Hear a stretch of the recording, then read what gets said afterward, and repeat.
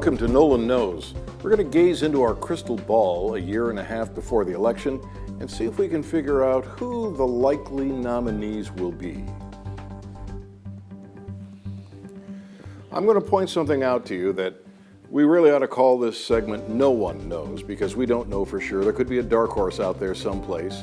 We'll start with the Democrats, and I think you'll find this interesting because if you're like me, and I assume watching this you are, you perseverate and you worry about, wonder and watch all of the news and look at all the candidates. So we'll just kind of get you up to date. As far as the Democrats are concerned, right now Hillary Clinton is out in front, and she is because she has great name recognition. Right behind her is Martin O'Malley. Martin O'Malley hasn't actually declared, but I believe he's going to. He'd probably be a better choice. Andrew Cuomo, he's in trouble in New York. He's not going to go very far. Mark Warner, the senator from Virginia, he made noises like he might want to, but I don't think he's going to throw his hat in the ring. Senator Bernie Sanders, he isn't going to make it. He's an avowed socialist. He'll only do well in the Northeast.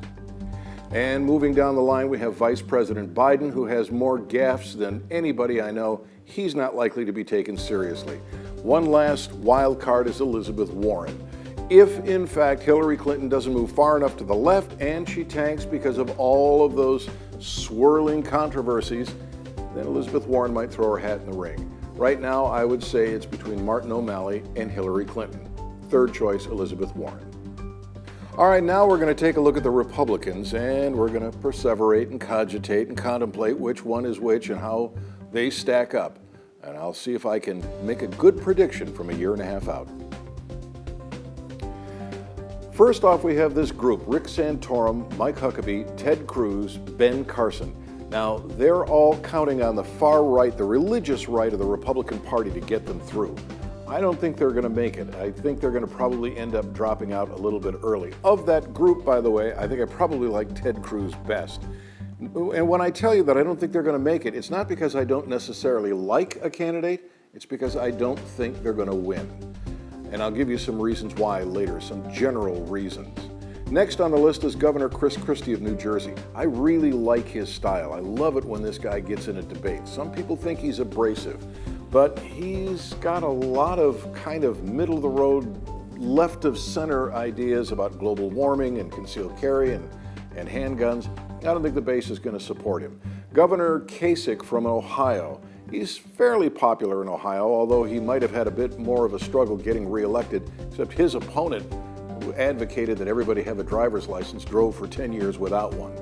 So I'm not sure just how popular he really is. Rick Perry, I don't think he's going to make it. I don't think he's going to get over his last appearance in the presidential election. Lindsey Graham is only in the race because he frankly wants to go after Rand Paul. And I don't think he's particularly popular outside of South Carolina.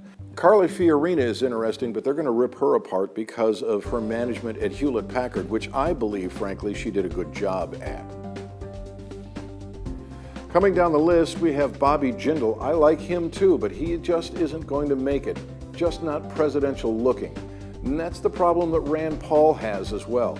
And I like Rand Paul better than all of them as far as his positions. They're very libertarian in many cases. I don't think he looks presidential. I'll explain this a little bit further. That leaves us with Marco Rubio, Jeb Bush, and Scott Walker. Rubio isn't going to resonate quite as well either. I don't think Jeb Bush is going to make it. I think he's not going to make it because of his brothers and fathers as presidents. I do think Scott Walker is the best shot in the Republican Party, fully vetted, two-term governor in Wisconsin. And frankly, the Democrats threw everything they had at him, and he didn't go. He stayed. He won re-election. Now, let me tell you about just how shallow voters in America can be.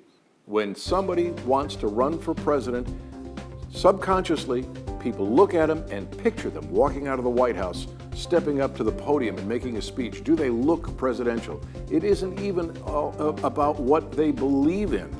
It's often just the way they look. Don't believe me? Let me tell you about the Nixon debate. When Nixon and Kennedy debated, the people who were looking at them on TV gave Kennedy the win. He looked better. He was young and handsome. And when the people were polled who listened on the radio, they thought Nixon won. American voters are shallow. Looks are important. And frankly, some of the candidates just don't look presidential. We'll see what happens.